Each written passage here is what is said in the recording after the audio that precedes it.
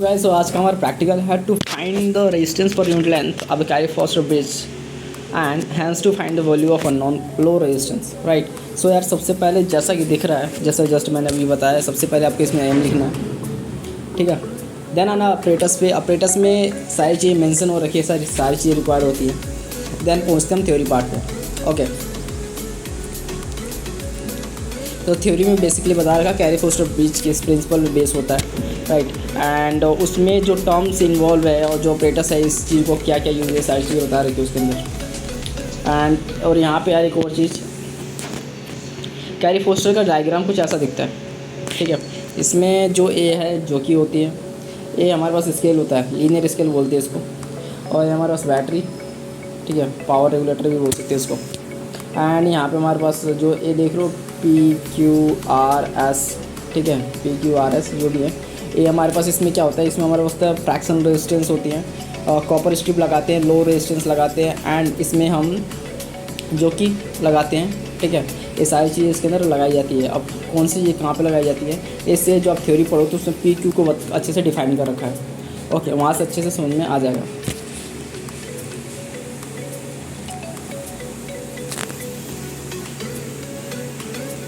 ये सारी चीज़ें देखो, PQ को अच्छे से बता रखा है यहाँ पे, ठीक है। देन आते हैं हम टेबल पे। अब इसका टेबल कैसे बनाते हैं यार, ध्यान से देखना। टेबल वन पे आते हैं। टेबल वन में कैसे बनाया, सबसे पहले देखो यहाँ पे लिखा हुआ हमारे पास R, ठीक है, यानी रेजिस्टेंस है जो भी नीचे तक देखा, 0 से लेकर 0.7 तक, ये ओम में है हमारे पास, ठीक है। देन हमारे पास आता है लेंथ L1 और L2। ये L1 L2 क्या है अभी बता, थोड़ी देर में समझेंगे इसको। देन हमारे पास L2 माइनस L1 क्या है, और आगे सारी चीज़ें बताने वाला हूँ, बस फोकस रहना अपने। तो सबसे पहले हम क्या करते हैं, आप देख सकते हो कि यहाँ पे जो R है रेजिस्टेंस, उसमें हमने वैल्यू सबसे पहली वैल्यू 0 ली है। 0 का मतलब क्या है, जो R होता है हमारा सारा फ्रैक्शनल रेजिस्टेंस है, ठीक है, यानी सब कुछ 0.3, 0.1 एंड सो ऑन 0.7 तक गया है, ओम तक गया है। इसमें हम क्या करते हैं, जब भी फ्रैक्शनल रेजिस्टेंस हम अपने ऑपरेटर यानी कैरी फॉस्टर ब्रिज से उससे कनेक्ट करके रखते हैं, तो सबसे पहले हम फ्रैक्शनल रेजिस्टेंस में कोई भी रेजिस्टेंस ओपन नहीं करते हैं, ठीक है, यानी सब कैरी फॉस्टर ब्रिज से एक भी की ओपन नहीं करते, यानी वो 0 ओम पे होता है। तो 0 ओम पे जैसे ही हम हमारा क्या फ्रैक्शनल रेजिस्टेंस होता है, तो उस समय हम जो कि को मीटर वायर जो होती है, ठीक है, लीनियर स्केल पे जो वायर लगती है, हम उसको बैलेंस करते हैं। अगर बैलेंसिंग लेंथ तो उसकी क्या होती है, कहीं बीच में कुछ आती है तो उसको हम नोट कर लेते हैं। तो यहाँ पे जैसे हमने बैलेंस किया तो यहाँ पे 52 आ रखा है इसका, राइट। देन फिर हम क्या करते हैं, उसके बाद हम 0.1 लेते हैं फ्रैक्शनल रेजिस्टेंस, ओम लेते हैं फ्रैक्शनल रेजिस्टेंस से।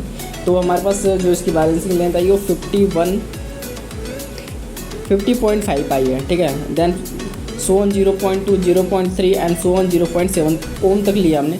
तो हमारे जो L1 के वैल्यूज़ है वो बैलेंस होते होते हमारे पास कहाँ 42.8 के आसपास पहुँची है, राइट। नाउ अब L2 की बात करते हैं। अब L2 हमने कैसे निकाला, देखो L2 निकालने के लिए हम क्या करते हैं, जैसे फ्रैक्शनल रेजिस्टेंस हम इनिशियली कनेक्ट करते हैं लेफ्ट साइड में, और कॉपर स्ट्रिप को हम कनेक्ट करते हैं हम राइट साइड में।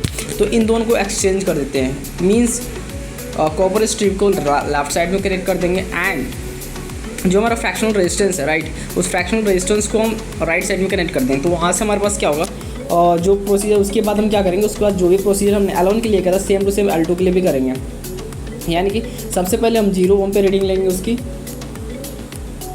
सबसे पहले 0 ओम पे रीडिंग लेंगे। तो 0 ओम पे हमारे पास बैलेंसिंग आ रहा है 53.5 के अप्रॉक्स, ओके। देन 0.1 ओम पे लेंगे, तो 0.1 पे हमारे पास आ रही है इसकी कुछ 44.2 के आसपास दिख रही है, ठीक है। एंड सो ऑन 0.7 ओम तक लेंगे, तो हमारे पास L2 की वैल्यू कुछ ऐसी आ रही है। लैंड की वैल्यू 67.5 सेंटीमीटर है एट 0.7 ओम पे, ओके। देन इसके बाद हम क्या निकालते हैं, हम इसके बाद निकालते हैं L2 माइनस L1, यानी L2 माइनस L1 निकाला आपने, L2 ए रहा वैल्यू ए रही, L1 की वैल्यू ए रही, L2 माइनस L1 निकाला तो हमारे पास वैल्यू ए आई। अब इसके बाद हम क्या करते हैं, जो हमने 0 ओम पे निकाला था, ठीक है, 0 ओम पे बाकी जो L2 माइनस L1 की वैल्यू, उसमें हम क्या करते हैं, इसको माइनस कर देते हैं, ठीक है। इसमें बाकी सब में इस वाली वैल्यू को माइनस कर देते हैं। तो जब माइनस करेंगे तो हमारे पास जो वैल्यू निकल के आएगी वो कुछ ऐसी निकल के आएगी, ठीक है। उसके बाद हम क्या करते हैं, के निकालते हैं। के हमारा क्या होता है, के हमारा होता है रेजिस्टेंस पर यूनिट लेंथ, ठीक है, यहाँ कह सकते हैं, ठीक है, रेजिस्टेंस पर यूनिट लेंथ होता है। तो इसमें हम क्या करते हैं, जो भी हमारे पास R की वैल्यू है, सपोज करो यहाँ पे हमारा 0 था, तो 0 अपन और L2 माइनस L1 करते भी हो तो यहाँ पे क्या हो जाएगा, 0 हो जाएगा। और करेक्टेड जो हमारे पास L2 माइनस L1 है यही होता है, जब हम उसको 1.5 को सब में से माइनस करते हैं जो वैल्यू निकल के आती है वो हमारा करेक्टेड L2 माइनस L1 होता है, राइट। ओके, देन फॉर्मूले में सारी वैल्यूज आपको पुट करती जानी है और उसकी वैल्यू क्या होगी, रेजिस्टेंस पर यूनिट लेंथ की आती रहेगी। यानी कि जो हमारे पास ये वाला फॉर्मूला है, इस फॉर्मूले को मैं फिर से एक बार लिख देता हूँ यहाँ पे, देखना इसकी वैल्यू क्या है, हमने लिखा है यहाँ पे R अपॉन में L2 माइनस L1, ठीक है। L2 माइनस L1 है और एक कौन सा वाला है हमारे पास, L2 माइनस L1, हमारे पास L2 माइनस L1 ये वाला है करेक्टेड। तो इसको डिवाइड करेंगे तो हमारे पास वैल्यू कुछ ऐसी आएगी। और एक इम्पॉर्टेंट चीज़ यार जो सब नोट करना है कि जो भी सारी वैल्यूज़ जो आएंगी इसकी, ठीक है, वो सारी अप्रॉक्सीमेटली इक्वल होनी चाहिए, because resistance per unit length, unit length का रेजिस्टेंस हमेशा सेम रहता है। तो रेजिस्टेंस पर ओके, तो मैं कह रहा था कि रेजिस्टेंस पर यूनिट लेंथ की जो वैल्यू होती है वो अप्रॉक्सीमेटली सारी इक्वल होगी, ठीक है, क्योंकि रेजिस्टेंस पर यूनिट लेंथ होता है वो सारा इक्वल होता है, पर यूनिट रेजिस्टेंस हमेशा इक्वल होता है। तो ये सारी वैल्यू बराबर होगी, ठीक है, अप्रॉक्सीमेटली इक्वल होगी, बराबर नहीं बट अप्रॉक्सीमेटली इक्वल होगी। इसको फाइंड आउट करने के बाद आपको क्या निकालना, सिंपल इसका मेन निकाल लेना है, ठीक है। इसका मेन निकालो के मीन, तो के मीन निकल के हमारे पास जो भी यहाँ पे है वो हमारे पास वैल्यू आ रही है 0.032 ओम पर मीटर पर सेंटीमीटर। आपको इसकी यूनिट भी लिखनी है, ठीक है, यहाँ पे लिखा नहीं है बट आपको मेंशन करना है यूनिट क्या होगी साथ में इसकी, वो आएगी ओम पर सेंटीमीटर। ओके, देन इसके बाद यार आपको आगे बढ़ना है। देखो अभी ये जो यहाँ पे दिखा रखी है, ठीक है, ये हमारे पास क्या थ्योरी पार्ट है, थ्योरी पार्ट में ही है और सारी चीज़ों को क्लियरली समझा रखा है। तो अगर आप पढ़ते हो तो काफ़ी क्लियरली आपको, ठीक है, समझ में आ जाएगा। आगे बढ़ते हैं। देन प्रोसीजर पार्ट आता है। प्रोसीजर में कौन सी चीज़ क्या क्या फिक्स करेगी, जो डायग्राम बनाया तो उस चीज़ को भी अच्छे से समझा रखा है, ठीक है, तो आप ज़रूर पढ़ना इसको।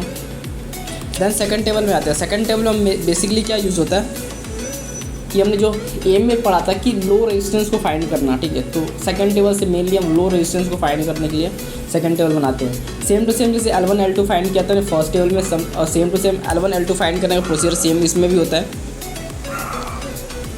ठीक है।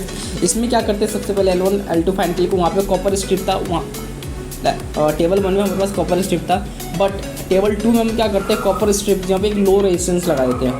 दैट्स इट, बाकी सारा प्रोसीजर सेम होता है, राइट। अब थोड़ा सा देखना, बस थोड़ा सा चेंज है इसमें कि हमने कॉपर स्ट्रिप जहाँ पे क्या किया, लो रेजिस्टेंस लगा दिया। लेफ्ट साइड में हमारे पास उसमें क्या होता है, फ्रैक्शनल रेजिस्टेंस होता है और राइट साइड में हमारे पास होता है लो रेजिस्टेंस। फिर हमने क्या करते हैं, सबसे पहले हम 0 ओम पे चेक करते हैं कि बैलेंस कहाँ पर, तो बैलेंसिंग जैसे यहाँ पे हमारे पास दे रखा है 48.3 पे है, सेंटीमीटर पे है, तो बैलेंसिंग ले लीजिए एंड सो ऑन। फिर 0.1 एंड 0.2 और सो ऑन 0.7 ओम तक चेक करते हैं, तो हमारे पास वैल्यू L1 की बैलेंसिंग लेंथ की ऐसे आती जाती है। सिमिलरली जैसे हमने टेबल 1 में किया था, फिर हम टेबल 2 में L2 को फाइंड करने के ऐसे ही करते हैं। हम लो रेजिस्टेंस को और फ्रैक्शनल रेजिस्टेंस को एक्सचेंज कर देते हैं। वहाँ पे हमने क्या किया था, वहाँ पे हमने कॉपर स्ट्रिप और फ्रैक्शनल रेजिस्टेंस को चेंज किया था, बट यहाँ पे कॉपर स्ट्रिप जहाँ पे हमारे पास लो रेजिस्टेंस है तो लो रेजिस्टेंस को एक्सचेंज कर देते हैं फ्रैक्शनल रेजिस्टेंस की जहाँ पे, ओके, और फ्रैक्शनल रेजिस्टेंस को लो रेजिस्टेंस की जहाँ पे कर देते हैं, ओके। उसके बाद फिर हम 0 पे चेक करते हैं उसका, ठीक है।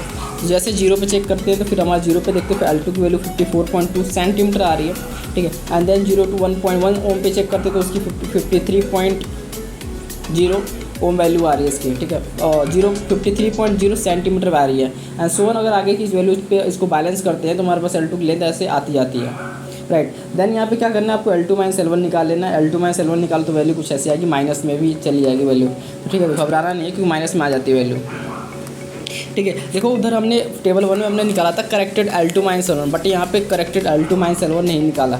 रीज़न इज़ बिकॉज वहाँ पे हमारे पास क्या था, ठीक है, टेबल 1 में देखो क्या था, एक चीज़ ध्यान से देखना है यहाँ पे,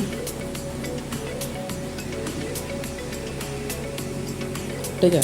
टेबल 1 में हमारे पास क्या था कि हमें रेजिस्टेंस पर यूनिट लेंथ निकालना था, के, ठीक है, लेकिन इस केस में हम क्या कर रहे हैं, रेजिस्टेंस पर यूनिट लेंथ हमें नहीं निकालना है, ठीक है, क्योंकि देखो यहाँ पे अब रेजिस्टेंस पर यूनिट लेंथ निकालने का मतलब मेरे पास क्या है, उसमें हम क्या करते थे, रेजिस्टेंस को डिवाइड करते थे लेंथ से, बट रेजिस्टेंस हमारा क्या है, पहले से ही 0 है, ठीक है, रेजिस्टेंस क्या है, पहले से ही 0 है, तो आप डिवाइड भी करते तो कुछ नहीं होगा वहाँ पे, ठीक है, 0 ही आएगा वो।